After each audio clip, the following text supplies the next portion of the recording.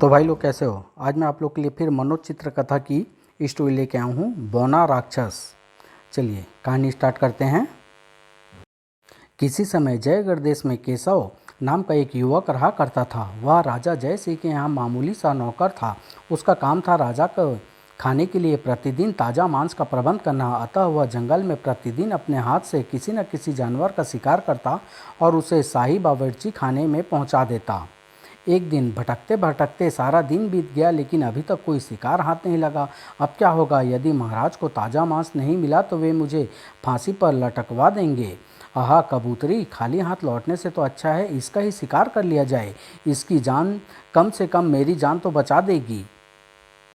अगले ही पल जैसे ही उसने कबूतरी पर निशाना साधा, ठहरो ठहरो ए युवक, मुझे मत मारो। केशव कबूतरी को मनुष्य की बोली बोलते देख आश्चर्यचकित हो उठा और कबूतरी को मारने का इरादा त्याग पेड़ के नज़दीक आ गया और बोला, आश्चर्य है, तुम मनुष्य की बोली भी बोल सकती हो। कौन हो तुम?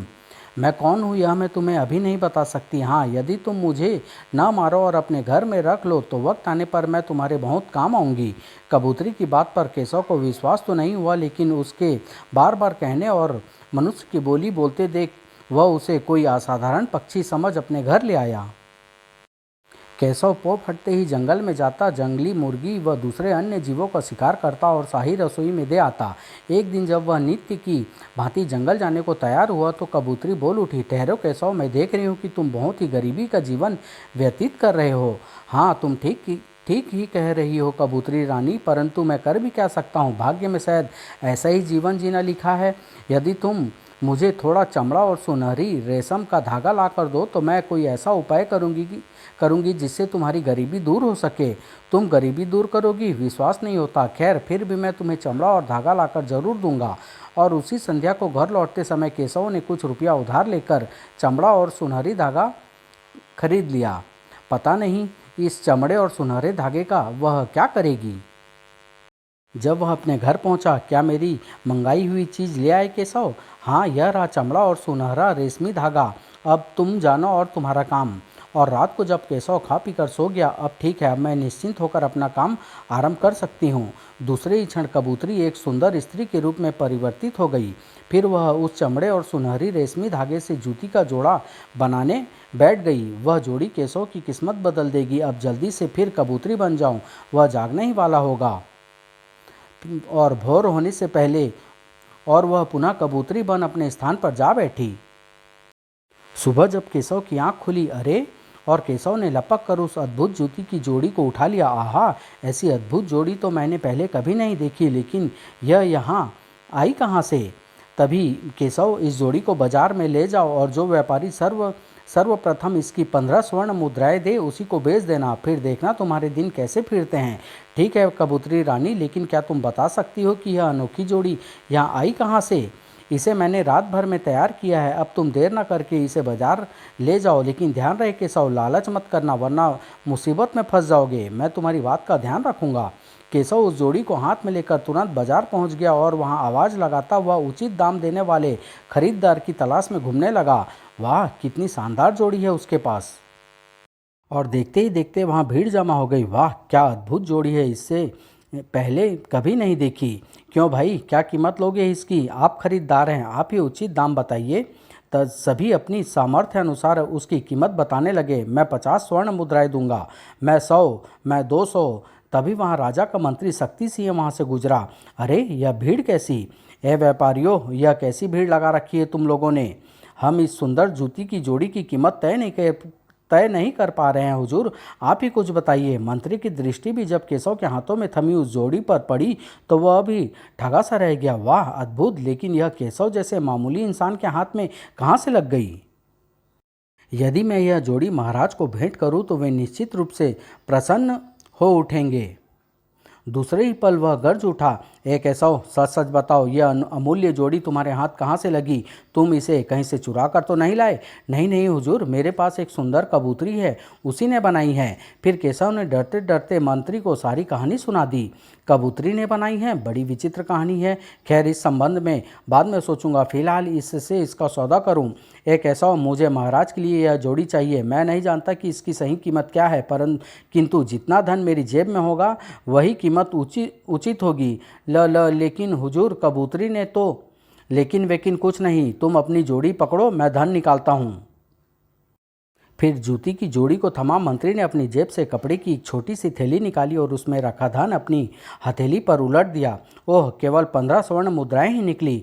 यह लो 15 स्वर्ण मुद्राएं, यही है तुम्हारी जूती की उचित कीमत। ना नुकुर मत करना, इसे संभालो और जोड़ी मेरे हवाले करो। केशव प्रसन्न हो उठा। आप सलामत रहे हुजूर। कबूतरी ने 15 स्वर्ण मुद्राएं में ही इस जोड़ी को बेचने के लिए कहा था। लीजिए, जोड़ी आपकी हुई। मंत्री ने जोड़ी संभाली और अपने घोड़े पर सवार हो वहां से चल पड़ा। केशव ने भी घर की राह ली। समझ में नहीं आता कि कबूतरी ने केवल 15 स्वर्ण मुद्राओं में ही उस अद्भुत जोड़ी को बेचने के लिए क्यों कहा, जबकि कीमत तो बहुत ज़्यादा मिल रही थी। उतने धन से तो आज ही मेरी दरिद्रता दूर हो गई होती। उधर मंत्री शक्ति सिंह ने राजमहल पहुंचकर वह अद्भुत जोड़ी राजा जय सिंह को दिखाई। वाह, निसंदेह बहुत सुंदर और अद्भुत जोड़ी है, मुझे पसंद आई मंत्री जी। मैं आपको इसकी मुँह मांगी कीमत देने के लिए तैयार हूँ। मांगिए, क्या कीमत चाहते हैं आप इसकी? अब मैं क्या कहूँ महाराज, आप जो प्रसन्न होकर दे मुझे स्वीकार होगा। वैसे इसे मेरी ओर से तुच्छ भेंट ही समझे। मंत्री शक्ति सिंह के उत्तर से प्रसन्न होकर राजा जय सिंह ने खंजाची को 15,000 स्वर्ण मुद्राएं लाने का आदेश दिया। खंजाची 15 थालियों में स्वर्ण मुद्राएं सजा लाया। यह इनाम आपके लिए है मंत्री जी, लीजिए, संभालिए। महाराज की सदा जय जयकार हो। 15,000 स्वर्ण मुद्राएं लेकर मंत्री शक्ति सिंह खुशी खुशी अपने घर लौटा। यह सब उस तरफ रख दो। वाह, मजा आ गया। केवल एक जोड़ी के लिए 15,000 स्वर्ण मुद्राएं। सोचते सोचते शीघ्र ही लालच ने उसकी बुद्धि भ्रष्ट करनी आरंभ कर दी। यदि वास्तव में ही केशव की कबूतरी इतने अद्भुत और अद्वितीय सुंदर जोड़े बना सकती है तो क्यों न उससे उस विचित्र कबूतरी को हथिया लिया जाए। तब मुझे देश का सबसे बड़ा धनवान बनते देर नहीं लगेगी। परंतु कबूतरी को प्राप्त करने के लिए सबसे पहले केशव को रास्ते से हटाना पड़ेगा, वरना यदि मैंने सीधे सीधे केशव से उसे हथियाने की कोशिश की तो बात महाराज तक पहुंच सकती है और फिर लेने के देने पड़ सकते हैं। काफी सोचने विचारने के बाद उसे एक उपाय सूझा और अगले दिन ही उसने अपना एक नौकर भेजकर केशव को बुलवा लिया। आज्ञा करे हुजूर, तुम्हें मालूम ही है कि महाराज को विचित्र विचित्र चीजें एकत्रित करने का बहुत शौक है। कल वे तुम्हारी दी हुई जोड़ी पाकर बहुत प्रसन्न हुए और उन्हें विश्वास हो गया है कि गाने वाला कुत्ता उन्हें लाकर केवल तुम ही दे सकते हो। यदि तुम गाने वाला कुत्ता ले आए तो महाराज तुम्हें मुंह मांगा इनाम देंगे, लेकिन यदि उसे लाने में सफल न हुए तो तुम्हारा सिर धड़ से जुदा कर दिया जाएगा। अब तुम जा सकते हो। जी हुजूर। मंत्री से विदा ले केशव उदास हो अपने घर की ओर चल पड़ा। हे ईश्वर, इस कबूतरी ने मुझे किस मुसीबत में फंसा दिया। न वह जूते बना कर देती, न मैं इस मुसीबत में फंसता। उधर केशव के जाने के बाद बेचारा, जिस मुश्किल काम पर मैंने उसे भेजा है उसे पूरा करके आज तक कोई जिंदा नहीं लौटा। किंतु कबूतरी पर कब्जा करने से पहले मैं एक सप्ताह तक उसके लौटने का इंतजार तो अवश्य करूंगा, ताकि जल्दबाजी में झंझट ना खड़ा हो जाए। इधर जब केशव उदास हो घर पहुंचा। क्या हुआ केशव, तुम उदास क्यों हो? मुझे बताओ, शायद मैं तुम्हारी मुश्किल आसान कर सकूं। उत्तर में केशव ने कबूतरी को सारा किस्सा बताते हुए अंत में खींच भरे स्वर में कहा, अब तुम ही बताओ, मैं गाने वाला कुत्ता कैसे और कहाँ से लाऊं? यह सारी मुसीबत तुम्हारे कारण ही उत्पन्न हुई है। चिंता मत करो केशव, और खा पीकर आराम से सो जाओ। सुबह तक कोई ना कोई राह मैं निकाल लूंगी। और कबूतरी की बात मानकर जब केशव खा पीकर गहरी नींद सो गया तो कबूतरी फिर सुंदर युवती के रूप में परिवर्तित हो गई। कितना भोला है बेचारा, और मंत्री मुझे हथियाने के लिए इसे अपने मार्ग से हटाना चाहता है, लेकिन मेरे रहते वह अपने उद्देश्य में कभी सफल नहीं हो पाएगा। इसके बाद परी ने जैसे ही अपनी जादू की सुनहरी छड़ी घुमाई, तुरंत वहाँ लोटे की 3 टोपियाँ, एक संडासी व 3 छड़ियाँ प्रकट हो गई। सुबह जब केशव जागा तो वह फिर कबूतरी बन चुकी थी। कबूतरी रानी, क्या तुमने कोई उपाय सोचा? हाँ, देखो, वह सामने 3 टोपियाँ, एक संडासी और 3 छड़ियाँ रखी है। ध्यान से सुनो। जब तुम 7 समुंदर और 12 राज्यों को पार करके शीशे के पहाड़ पर पहुंचोगे तो उस कुत्ते का जादू भरा गीत सुनकर नाचने लगोगे। लेकिन फिर कबूतरी ने उसे कुत्ते पर काबू पाने का उपाय बताते हुए टोपी, संडासी और छड़िया के प्रयोग के बारे में सब कुछ अच्छी तरह बता दिया। तब केशव तीनों टोपियाँ, छड़िया, संडासी व तीर धनुष लेकर घर से निकल पड़ा और नदी नाले पार कर भयानक जंगलों से गुजरता हुआ 7 समुद्रों और 12 राज्यों को पार कर आखिरकार शीशे के पहाड़ तक पहुंचने में सफल हो गया। उफ, कैसी विचित्र पहाड़ है यह, काफ़ी संभल कर चढ़ना होगा, लेकिन पहले लोहे की तीनों टोपियाँ पहन लूँ। लोहे की तीनों टोपियां पहन केशव ने संभल कर पहाड़ पर चढ़ना शुरू किया, परंतु अभी वह कुछ ही ऊपर चढ़ा होगा कि उसके कानों में किसी के गाने की सुरीली आवाज़ सुनाई दी। ओह, यह तो उसी विचित्र गाने वाले कुत्ते की ही जादू भरी आवाज़ मालूम देती है। जल्दी ही कानों में रुई ठूस लूँ, वरना नाचते नाचते मर जाऊंगा। फिर दोनों कानों में रुई ठूस जैसे ही वह उस शीशे के पहाड़ के ऊपर पहुंचा, एक भयानक एक लंबे चौड़े कुत्ते ने उस पर आक्रमण कर दिया। उफ! परंतु सिर पर 3 लोहे की टोपियां होने के कारण उसे कोई चोट नहीं पहुंची। ओह, 2 टोपियां तो तोड़ डाली। अब जल्दी से इसे काबू में करना होगा, वरना मारा जाऊंगा। और अगले ही पल केशव ने फुर्ती के साथ उसकी गर्दन संडासी में जकड़कर उसे नीचे गिरा दिया। अब बोल बच्चू, बचकर कहाँ जाएगा? कबूतरी के कहे अनुसार केशव ने पहले उसे लोहे की छड़ी से पीटा, जो टूट गई। फिर तांबे की छड़ी से पीटा, वह भी टूट गई। परंतु वह टीन की छड़ी से उसे पीटने लगा। टीन की छड़ी मुड़ जाती पर टूटने का नाम न लेती। लगातार होने वाली पिटाई से शीघ्र ही कुत्ता केशव के आगे गिड़गिड़ा उठा। मुझे छोड़ दो भाई, मुझे छोड़ दो। तुम जो कहोगे मैं वही करूँगा। तब बोलो, क्या तुम मेरे साथ चलने के लिए तैयार हो? हाँ हाँ, मैं तैयार हूँ, मुझे और मत मारो। कुत्ते द्वारा वचन देते ही केशव ने उसे मारना बंद किया और उसे बांधकर वापस अपने देश की ओर लौट पड़ा। कुछ दिनों बाद, अरे केशव, तुम? ल हुजूर, मैं आपका हुक्म बजा लाया हूँ। यह रहा वही गाने वाला कुत्ता। क्या? लेकिन तुम इतनी आसानी से इसे लाने में कैसे सफल हुए? अपनी उसी विचित्र कबूतरी के कारण। फिर केशव ने मंत्री को सारा किस्सा सुना दिया। पहले तो मंत्री को विश्वास ही नहीं हुआ, लेकिन जब उसने कुत्ते का पागल कर देने वाला गाना सुना तो उसे विश्वास करना ही पड़ा। शाबाश केशव, लो अपना इनाम और जाकर मौज करो। धन्यवाद मंत्री जी। केशव के जाने के बाद मन ही मन वह और अधिक बेचैन हो उठा। अब वह हर कीमत पर उसकी कबूतरी हथियाना चाहता था। सोचते सोचते सहसा उसके दिमाग में फिर कोई नया उपाय आया और वह प्रसन्नता से उछल पड़ा। वो मारा, इस बार केशव हरगिज नहीं बच पाएगा और कबूतरी मेरी हो जाएगी।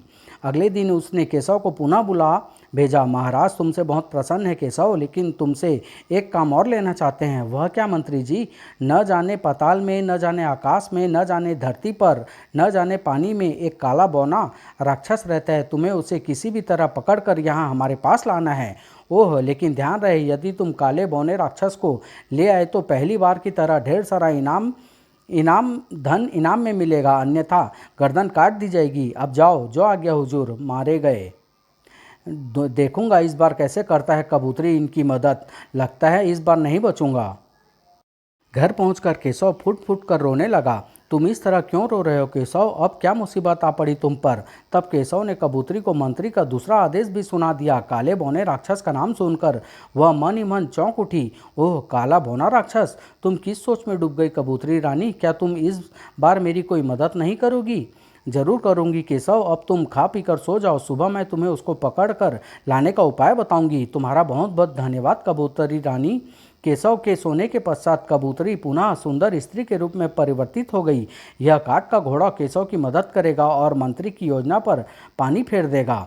दूसरे दिन सुबह जब केशव की आंख खुली, अरे यह सुंदर काठ का घोड़ा यहाँ कहाँ से आ गया?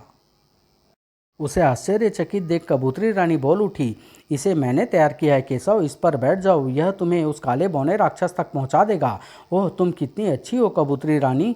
केशव ने प्रसन्न होकर घोड़े को घर से बाहर निकाला और उस पर सवार हो गया। घोड़ा तुरंत आकाश में उड़ने लगा। आहा, कितना अद्भुत है यह घोड़ा। जब घोड़ा उसे लेकर शहरों, गांवों, जंगलों, पहाड़ों को लांघने के पश्चात एक विशाल समुद्र के ऊपर से गुजरा तो वह शीघ्रता से काठ के घोड़े से बोला, काठ के घोड़े, मैं बहुत थक गया हूँ, अतः अब कुछ देर मैं आराम करना चाहता हूँ। ठीक है मेरे मालिक। काठ का घोड़ा तुरंत नीचे उतरने लगा। केशव ने नीचे देखा तो आश्चर्यचकित हो उठा।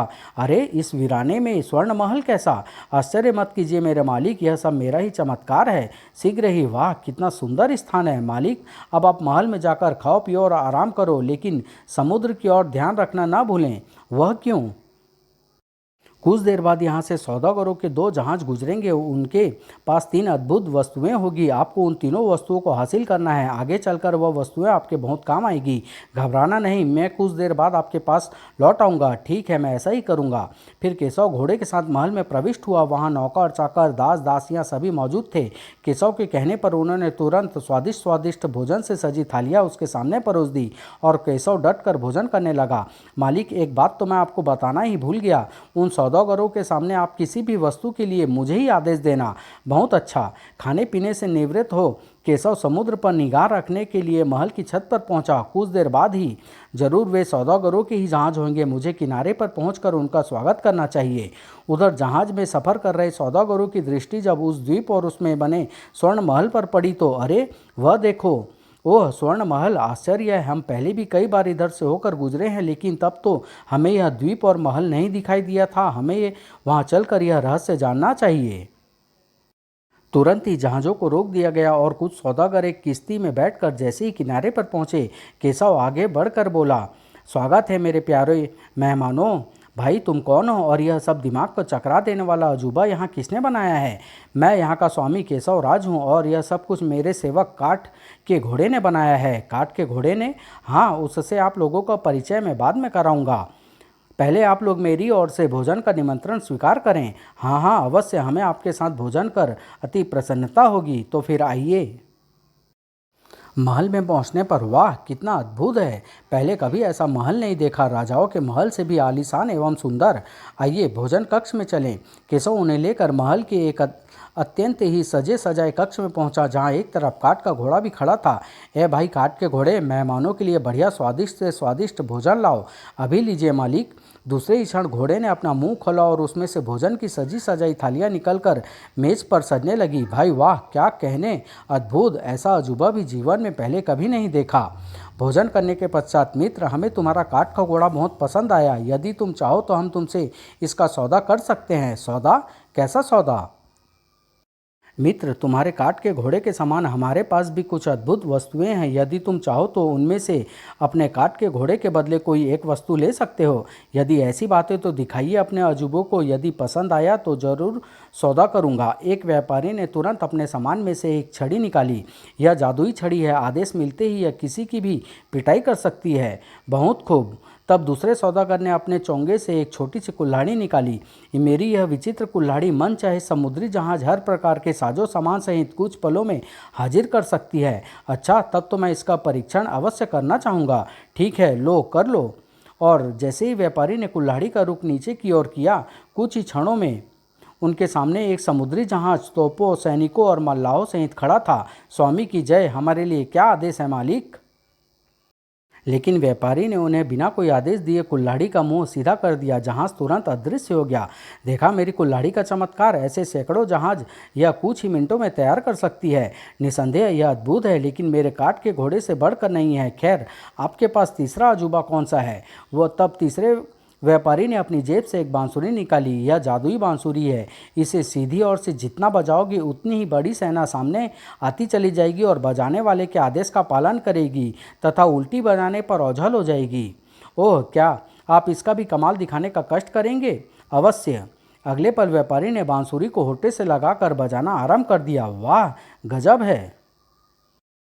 फिर जब व्यापारी ने बांसुरी को उल्टा और से बजाया तो सेना अदृश्य हो गई। उन अद्भुत वस्तुओं को प्रदर्शन देखने के पश्चात केशव मन ही मन प्रसन्न होता हुआ बोला, मुझे आपके तीनों अजूबे पसंद आए, लेकिन चूंकि मेरा काठ का घोड़ा आपके तीनों अजूबों से अधिक अद्भुत व कीमती है, इसलिए मैं इन तीनों वस्तुओं के बदले ही अपना घोड़ा दे सकता हूँ। केशव की बात सुनकर वे तीनों ही सोच में पड़ गए। फिर आपस में सलाह मशवरा करने के बाद बोले, हम तैयार हैं, यह लीजिए हमारे अजूबे और अपना घोड़ा हमारे हवाले कीजिए। ठीक है, अब आप मेरा घोड़ा ले जा सकते हैं। फिर कुछ ही क्षणों के पश्चात वे तीनों व्यापारी काठ के घोड़े पर सवार हो समुद्र में खड़े अपने जहाज की ओर उड़े जा रहे थे। आहा, कितना आनंद आ रहा है। हाँ, अब हम तीनों को किसी भी वस्तु की कभी कोई कमी नहीं रहेगी। सौदा बुरा नहीं रहा। जब जहाज के अन्य सौदागरों ने उन्हें देखा, अरे वह देखो, सुलेमान, लुकमान व इमरान भाइयों को, वे उड़ने वाले घोड़े पर सवार हैं, आश्चर्यजनक। नीचे उतरने के बाद उन तीनों सौदागरों ने अपने साथियों को सारा किस्सा सुनाया। सब कुछ सुनकर वे सभी उनकी समझदारी और चमत्कारी घोड़े की प्रशंसा करने लगे। वाह, क्या हाथ मारा है। वह जरूर कोई मूर्ख होगा जिसने अपना इतना कीमती अजूबा इतनी आसानी से दे दिया। मुबारक हो। क्यों ना आज इसी बात पर दावत हो जाए। हाँ हाँ, क्यों नहीं भाइयों। सभी जहाज के भोजन कक्ष में पहुंचे। आदेश मिलते ही घोड़े ने मुंह खोला और वाह, आ गई मेरी मनपसंद शराब। आहा, क्या लज्जतदार भोजन है। क्या बात है, यह मेरे हिस्से की है। फिर सभी स्वादिष्ट भोजन और शराब का आनंद लेने लगे। लेकिन भोजन और शराब में न जाने ऐसी क्या बात थी कि शीघ्र ही वे सभी बेसुध होकर इधर उधर लुढ़क गए। मौका अच्छा है, अब मुझे चुपचाप यहाँ से खिसक लेना चाहिए। और वह वहाँ से उड़ चला। केशव के पास पहुंचकर घोड़े ने उसे सारा किस्सा कह सुनाया। वाह, तुमने तो कमाल कर दिया। अब तुम जल्दी से मेरी पीठ पर सवार हो जाओ स्वामी, उनके होश में आने से पहले ही हमें यहाँ से दूर निकल जाना है, ठीक है?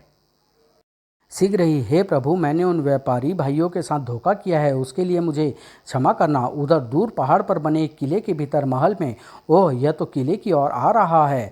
वह कुरूप और कोई नहीं, काला बौना राक्षस ही था। ए मेरे जादुई दर्पण, बता यह युवक कौन है और मेरे किले की ओर क्यों आ रहा है? तुरंत दर्पण से आवाज़ आई, यह एक गरीब किंतु बहादुर युवक है, इसे किसी की खोज है, परंतु इसके तिलिस्मी घोड़े के कारण मैं यह बताने में असमर्थ हूँ कि इसे किसकी तलाश है। परंतु हाँ, यदि तुम थोड़ी सी चालाकी से काम लो तो इस बहादुर नौजवान के द्वारा अपनी जानी दुश्मन जादूगर माटुंगा को समाप्त कर उससे अपनी समस्त हार व अपमान का बदला ले सकते हो। ओह, तब तो इसे तुरंत अपने जाल में फंसाना चाहिए। अभी करता हूँ कोई उपाय। और बौना राक्षस तुरंत उस कमरे से बाहर निकल गया। इधर काठ का घोड़ा केशव को लिए उड़ता जा रहा था कि तभी अचानक, अरे अग्निचक्र, बताओ काठ के घोड़े, यह क्या बला है? परंतु इससे पहले कि घोड़ा केशव को उस खतरे के विषय में बता पाता, उस चक्र ने उन्हें अपने घेरे में ले लिया। आहा स्वामी, मेरी सारी शक्ति खत्म होती जा रही है, अब मैं बोलो बोलो, तुम चुप क्यों हो गए? लेकिन काठ का घोड़ा फिर नहीं बोला। उफ, यह मैं किस चक्कर में फंस गया? तभी चक्र से किसी स्त्री की आवाज़ आई, घबराओ नहीं नौजवान, यदि तुमने मेरा कहा माना तो तुम्हें कोई नुकसान नहीं पहुंचेगा। ओह, तुम कौन हो और मुझसे क्या चाहती हो? अपने प्रश्नों का उत्तर पाने के लिए तुम्हें मेरे साथ कहीं चलना होगा। और चक्र उसे अपने घेरे में लिए तेजी से एक दिशा में बढ़ चला। कुछ देर बाद, ओह, नीचे उतर रहा है शायद उस पर्वत पर, लेकिन वह गुंबद जैसी चीज़ क्या हो सकती है? शीघ्र ही, अरे यह तो कोई किला मालूम पड़ता है। और जैसे ही चक्र केशव और निर्जू घोड़े को अपने घेरे में लिए उस किले में पहुंचा, मेरा सिर क्यों चकरा रहा है? परंतु दूसरे ही क्षण वह बेसुध होकर घोड़े की पीठ पर लुढ़क गया। चक्र तेजी से घूमता हुआ महल के भीतर घुसता चला गया। कुछ क्षणों बाद महल के भीतर एक बड़े कक्ष में पहुंचकर चक्र ने एक सुंदर स्त्री के समक्ष केशव और निर्जू घोड़े को अपने घेरे से मुक्त कर दिया। जाओ, अब तुम्हारा काम खत्म हुआ, जो आज्ञा। चक्र के अदृश्य हो जाने के पश्चात सुंदर स्त्री ने केशव की तलाशी ली। तलाशी में मिली तीनों चीज़ों को देखकर वह आश्चर्यचकित हो उठी। ओह, 3 अजूबे, निसंदेह यह व्यक्ति असाधारण है, मेरी मदद जरूर करेगा। कुछ समय पश्चात जब केशव को होश आया, तुम्हारा स्वागत है नौजवान। अरे आप कौन हैं? मैं कहाँ हूँ? मेरा प्यारा घोड़ा और वह चक्र कहाँ गया? मैं परीलोक की रानी मीनाक्षी हूँ और वह चक्र मैंने ही तुम्हें यहाँ लाने के लिए भेजा था, लेकिन अफसोस तुम्हारा घोड़ा निर्जीव हो चुका है। ओह, परंतु मुझे इस तरह यहाँ लाने का कारण, मैं तुमसे एक काम लेना चाहती हूँ नौजवान, जिसे तुम्हारा सिवाय कोई दूसरा नहीं कर सकता। मुझे विश्वास है कि तुम मेरी मदद अवश्य करोगे। मुझ जैसा एक साधारण इंसान भला शक्ति संपन्न परीलोक की रानी की क्या मदद कर सकता है? मैं परीलोक की रानी अवश्य हूँ, लेकिन जादूगर माटुंगा के इस किले में समस्त शक्ति संपन्न होते हुए भी एक कैदी की तरह रहने पर विवश हूँ। जादूगर माटुंगा और आप, मैं कुछ समझा नहीं। तुम इस तरह मेरी व्यथा और मजबूरी नहीं समझोगे। सुनो, मैं तुम्हें पूरी कहानी सुनाती हूँ। एक दिन जब मैं और मेरी कुछ सखियाँ अपने लोक से पृथ्वी भ्रमण पर निकली तो एक स्थान पर एक सुंदर तालाब को देखकर हम सबकी तबीयत उसमें नहाने के लिए मचल उठी। आहा, कितना सुंदर तालाब है, मेरी तो नहाने की तबीयत कर रही है। तब सोचती क्या हो, आओ चलकर जल क्रीड़ा करते हैं। और हम सब अपने पंख किनारे पर रख तालाब में जल क्रीड़ा करने लगी। वह तालाब उसी दुष्ट जादूगर माटुंगा का था।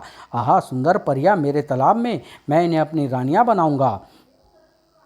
और अरे मनुष्य जल्दी निकल कर उड़ चलो, जल्दी भागो। उसे देखकर हम सब किनारे पर रखे अपने पंखों की ओर दौड़ी। मेरी सखिया तो अपने अपने पंख लगाकर उड़ गई, लेकिन मेरे पंख उस दुष्ट जादूगर के हाथों लग गए। हाय मेरे पंख, अब तुम कैसे उड़ोगी? कृपया मेरे पंख मुझे लौटा दो। बदले में तुम जो कुछ भी मांगोगे मैं देने के लिए तैयार हूँ। धन दौलत या जो कोई भी इच्छित वस्तु मांगोगे। मैंने उसके बहुत हाथ पैर जोड़े, हर प्रकार का लालच दिया, लेकिन वह दुष्ट नहीं माना। मेरे पास सब कुछ है प्रिय, केवल एक सुंदर पत्नी ही नहीं थी। वह आज तुम्हारे रूप में मुझे मिल गई। चलो मेरे साथ, मैं तुम्हें अपनी रानी बनाऊंगा। नहीं नहीं, मुझे छोड़ दो। फिर वह ज़बरदस्ती मुझे अपने इस किले में ले आया। चूँकि पंख छीन जाने के कारण मेरी शक्ति आधी रह गई थी, इसलिए मैं उसका कुछ नहीं बिगाड़ सकी। जीत छोड़ो सुंदरी और मुझसे विवाह कर लो। विश्वास करो, मैं तुम्हें पूरी पृथ्वी की रानी बना कर रखूँगा। नहीं नहीं, मैं हरगिज़ तुमसे विवाह नहीं करूँगी, चाहे मुझे अपने प्राणों से ही क्यों ना हाथ धोना पड़े। मेरे बार बार इनकार करने से एक दिन वह क्रोध से भड़क उठा। नहीं मानती तो इसे किले में सड़ती रहो। ध्यान रखना, यदि किले में जरा भी बाहर निकलने की कोशिश की तो जलकर भस्म हो जाओगी, जबकि बिना पंखों के तुम अपने देश भी नहीं लौट सकती। एक बार फिर सोच लेना, मैं अमावस की रात फिर आऊँगा और मुझे वहाँ छोड़ वह मेरे पंख लेकर चला गया। सारी कहानी सुनाने के पश्चात रानी मीनाक्षी अंत में बोली, आज मुझे यहाँ कैद हुए पूरे 6 माह हो चुके हैं। इस बीच वह कई बार मेरी राय जानने आ चुका है, लेकिन न मैंने उसकी बात मानी और न ही उसने मुझे आज़ाद किया। रानी मीनाक्षी का अभिप्राय समझते हुए केशव बोला, अच्छा अब समझा, आप चाहती हैं कि मैं जादूगर माटुंगा से आपके पंख ला दूं, इसलिए आप मुझे चक्र द्वारा यहाँ लाई हैं। तुम बिल्कुल ठीक समझे नौजवान, इस उपकार के बदले तुम जो मांगोगे मैं तुम्हें दूंगी, और यदि मैं आपकी बात मानने से इनकार कर दूं तो तुम भी यहाँ से नहीं निकल पाओगे। मैं तुम्हें उसी दुष्ट के हवाले कर दूंगी। वह आज 10 दिन बाद फिर यहाँ आएगा, लेकिन मैं स्वयं परेशान हूँ परी रानी। मैं अपने काठ के घोड़े के साथ काले बौने राक्षस की खोज में जा रहा था। तो इसे बौने राक्षस की तलाश है। कुछ देर चुप रहने के पश्चात वह बोली, सुनो, तुम्हारा घोड़ा तो अब तुम्हारे लिए बेकार हो चुका है। हाँ, यदि तुम मेरी सहायता करोगे तो बौने राक्षस तक पहुँचने में मैं तुम्हारी मदद करूँगी। मरता क्या न करता, केशव को परी रानी की बात मानने पर विवश होना पड़ा। ठीक है, मैं तैयार हूँ परी रानी, लेकिन जादूगर माटुंगा मुझे मिलेगा कहाँ और मैं यहाँ से कैसे निकलूँगा? यहाँ से निकलने में मैं तुम्हें कोई रुकावट नहीं आएगी, क्योंकि माटुंगा का बंधन यहाँ केवल मेरे लिए ही है। अब उसका पता ध्यान से सुनो। यहाँ से 7 कोस दूर दक्षिण में एक भयानक जंगल आएगा। उसके बाद फिर परी रानी ने केशव को जादूगर माटुंगा का ठिकाना बता दिया। एक पोटली में सफ़र के लिए थोड़ा सा भोजन बांध केशव जैसे ही जाने के लिए तैयार हुआ, सहसा उसे अपने तीनों अजूबों का ध्यान आ गया। परी रानी, मेरे वह तीनों अजूबे कहाँ हैं? मेरे पास सुरक्षित है। जब तुम मेरे पंख ला कर मुझे दोगे तब तुम्हारी चीज़ें भी तुम्हें मिल जाएगी। मन मारकर केशव महल से बाहर निकल किले के विशाल द्वार की ओर बढ़ा। यह परी रानी तो बहुत ज़्यादा सियानी निकली, खामोखा मुझे अपने चक्कर में फंसा लिया। शीघ्र ही किले से बाहर तो सकुशल निकल आया, लेकिन यदि यहाँ से जरा सा भी पैर फिसला तो हड्डी पसली का भी पता नहीं चलेगा। इधर केशव के किले से बाहर निकलते ही परी रानी भयानक ढंग से खिलखिलाकर हंस उठी। उसके हंसने के साथ ही उसका कद छोटा होने लगा और रूप भी बदलने लगा। कुछ ही क्षणों बाद परी के स्थान पर काला बौना राक्षस खड़ा था। आखिर मूर्ख बन ही गया, खूब काम आया परी रानी मीनाक्षी का यह रूप और कहानी। अपनी भला मैंने माटुंगा पर टाल दी। अब या तो वह मार्ग में आने वाले खतरों से अथवा जादूगर माटुंगा के हाथों मारा जाएगा, या फिर मेरा प्रमुख दुश्मन जादूगर माटुंगा उसके हाथों। दोनों ही अवस्था में मुझे लाभ होगा। बड़ा आया था मुझे पकड़ने, परंतु कुछ ध्यान आते ही सहसा उसकी हंसी थम गई। वह मेरी खोज में क्यों है? कहीं असली परी रानी से तो उसकी मुलाकात नहीं हो गई? नहीं, शायद ऐसी कोई बात नहीं होगी, वरना मेरी सुनाई कहानी को सुनकर उसे तुरंत मुझ पर शक हो जाता। लेकिन उस कमबख्त परी रानी की अब खोज लेनी ही होगी। कहीं ऐसा न हो कि अपने पंखों के लिए वह मेरी मौत की योजना बना रही हो, जबकि उसके यहाँ से भागने के कुछ दिनों बाद ही जादूगर माटुंगा उसके पंख मुझसे छीन कर ले गया था। क्या केशव बौने राक्षस की असलियत जान सका? क्या केशव जादूगर माटुंगा को मारकर बौने राक्षस के बताए पंख लाने में सफल हो सका? कबूतरी आखिर कौन थी और वह केशव की मदद क्यों कर रही थी? क्या महामंत्री अपनी चाल में कामयाब हो सका? यह सब जानने के लिए नेक्स्ट भाग का इंतजार कीजिए। जादू का किला में। समाप्त।